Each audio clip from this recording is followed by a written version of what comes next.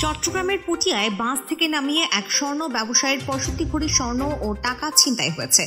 এই ঘটনায় গত বুধবার করা মামলায় পটিয়া পৌরসভা যুবদলের যুগ্ম আহ্বায়ক মোহাম্মদ মামুন সহ ৪ জনকে আসামি করা হয়। ঘটনাটি ঘটেছে গত ২৭ আগস্ট দুপুরে চট্টগ্রাম কক্সবাজার মহাসড়কের পটিয়া বাইপাস সড়কের কচুয়াই ফারুকিপাড়া স্থানে। পটিয়া থানার পরিদর্শক আব্দুর রহিম সরকার এক সংবাদ মাধ্যমকে বলেন, ঘটনায় জড়িত কয়েকজনকে সিসিটিভি ফুটেজ দেখে চিহ্নিত করা হয়েছে। তারা যুবদলের নেতাকর্মী। জড়িতদের গ্রেপ্তারে অভিযান চলছে। মোহাম্মদ মামুন ছাড়া মামলার অন্য আসামি হলেন তার সহযোগী যুবদল কর্মী মোহাম্মদ মনির। এছাড়া আরও দুজনকে অজ্ঞাত পরিচয়ে আসামি করা হয়। কক্সবাজার জেলার ঈদগাঁও এলাকার স্বর্ণ ব্যবসায়ী রুবেল দাস বাদী হয়ে মামলাটি দায়ের করেন। মামলার এজাহারে বলা হয়, রুবেল দাসের ঈদগাঁও বাজারে রেডি গোল্ড ফ্যাশন নামের একটি স্বর্ণের দোকান রয়েছে। তিনি পুরনো ২১ ক্যারেটের স্বর্ণের গয়না গড়িয়ে নতুন গয়না তৈরি করেন।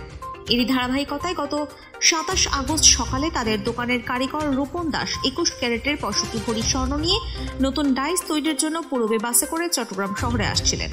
ওই দিন বেলা ১:৩০টার দিকে গাড়িটি চট্টগ্রাম কক্সবাজার মহাসড়কের পটিয়া বাইপাস ফারুকিপাড়া পয়েন্ট অতিক্রম করার সময় পূর্বী পরিবহনের সামনে একটি মোটরসাইকেলে ২ জন এবং একটি নোয়া গাড়িতে করে ২ জন সহ ৪ জন অজ্ঞাতনামা লোক এসে বাসটি থামান।